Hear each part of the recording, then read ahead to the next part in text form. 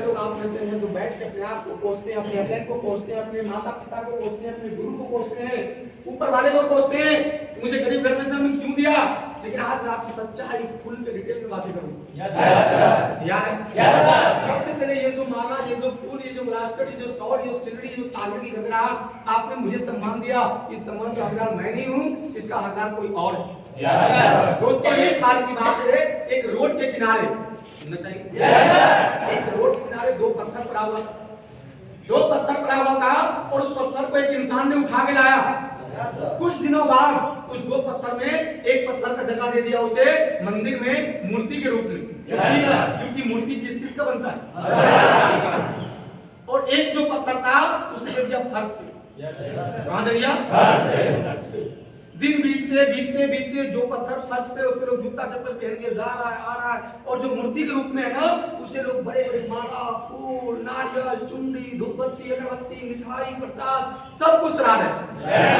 दिन बीतने के बाद दोनों ने वापस में डिस्कस किया, फर्श वाले पत्थर में उस पत्थर से सवाल किया, भाई तू भी पत्थर मैं भी पत्थर, जिस रोड के किनारे तू पड़ा हुआ था वहां पे मैं भी पड़ा हुआ था, तुझे जो इंसान उठा के लाया उसी ने मुझे भी उठा के लाया, लेकिन तुझमें और मुझमें ये फर्क क्या है कि तुझे लोग दुनिया की करोड़पति अरबपति लोग आकर के मांगते देखते, मन्नतें मांगते हैं, दुआएं मांगते हैं, लेकिन मैं भी एक पत्थर हूं यार, मेरे ऊपर कोई आता है जूता जब पहन के जा रहा है आ रहा।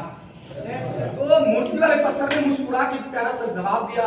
जवाब क्या क्या सुनना चाहिए? जवाब दिया, भाई तू भी पत्थर मैं भी पत्थर, इसमें कोई डाउट नहीं है। जिस रोड किनारे तू पड़ा हुआ था मैं भी वहीं पे पड़ा हुआ था, इसमें भी कोई डाउट नहीं है।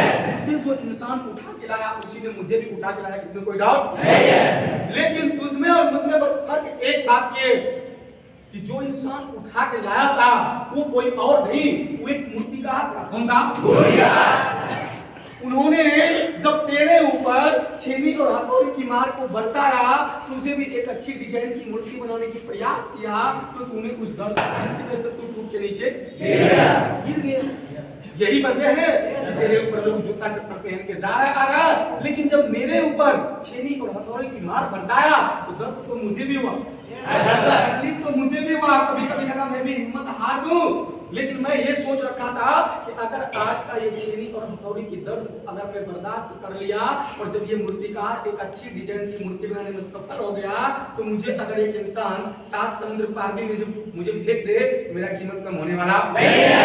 तो बस ये छोटा सा आंसर है कि तुझमें मुझमें यही फर्क है कि तूने उस छेनी और हथौड़ी की दर्द को बर्दाश्त नहीं किया, मैंने उस दर्द को बर्दाश्त किया, जिसकी वजह से मैं एक अच्छा से मूर्ति बना और लोग मुझे अच्छा आ रहा है। यस और नो? Yes sir. दोस्तों आप में और मुझ में कोई फर्क नहीं है, मैं भी कभी आपकी तरह बैठता था, मेरे साथ भी 10 लोग 20 लोग 50 लोग बैठते थे, लेकिन उन लोगों ने छेनी हथौड़ी की मार को बर्दाश्त नहीं किया।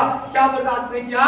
इस ट्रेनिंग क्लास में 2 घंटा बैठना, इस रूम की खाना खाना, लोगों की ताना सुनना, लोगों की ना सुनना, यही एक गिलेस में छेनी और हथौड़ी की मार है। राइट? Yes sir. बर्दाश्त नहीं किया। बहुत सारे लोग मेरे साथ आए जो छोड़ के टूट के चले गए, लेकिन आज वो गए था तो बाहर में 85 की दुनिया में एक मामूली से जॉब कर रहे हैं, लेकिन जब मेरे ऊपर भी अपने ने छेनी और हथौड़ी की मार को बरसाया, मुझे भी बैठने में तकलीफ हुआ, मुझे भी घर की तरफ सोना नहीं मिला, मुझे भी घर की तरफ भोजन नहीं मिला, मुझे भी लोगों की ना सुनना पड़ा, मुझे भी लोगों की ताना सुनना पड़ा, लेकिन अपने ने एक बात समझाया, भैया अगर इस ताना को अगर आपने सुन लिया, अगर आपने इस छेनी और हथौड़ी की मार को बर्दाश्त कर लिया, तो आने वाले दिन में एक बार जब आप इस बिजनेस में कामयाब हो गए तो आपका मान सम्मान इज्जत खत्म होने वाला नहीं है। दोस्तों आज जो ये आपने मान सम्मान इज्जत और फूल माला से आपने मेरा किया, इसका हकदार मैं नहीं, इसका हकदार तो मूर्तिकार के रूप में वो मेरा अपलेन है, जो कि छोटा भाई मुझे इस बिजनेस में लेकर आया, उस अपलेन के लिए एक बार जोरदार तालियां।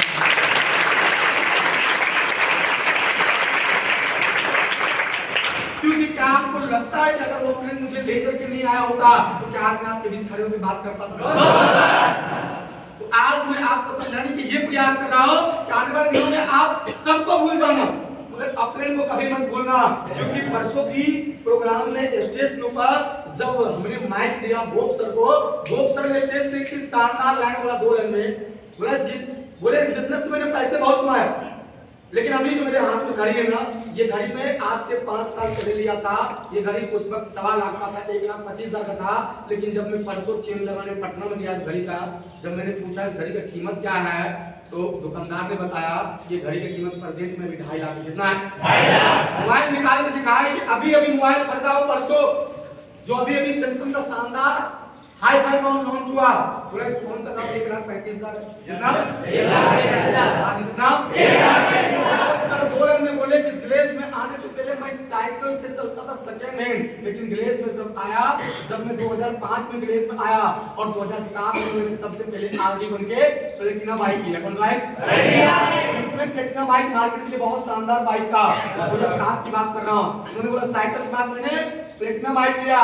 प्लेटिना बाइक के बाद 2009 में एलईडी बन के हमने इंडिगो कार लिया। कौन सा? इंडिगो। 2011 में हमने जेलेडी बन के महिंद्रा कंपनी का एक्सयूवी 500 गाड़ी खरीदा, जो कि 23 लाख का था। कितना का? 23 लाख। बोले उसके बाद बोले ग्लेस मन पे साइकिल से चलता था इंसान, वो इंसान साइकिल को छोड़ करके सबसे पहले प्लेटिना गाड़ी लिया, दूसरा इंडिगो कार लिया, तीसरा एक्सयूवी कार लिया और आज प्रेजेंट में 70 लाख का BMW कार से घूमते ग्लेस।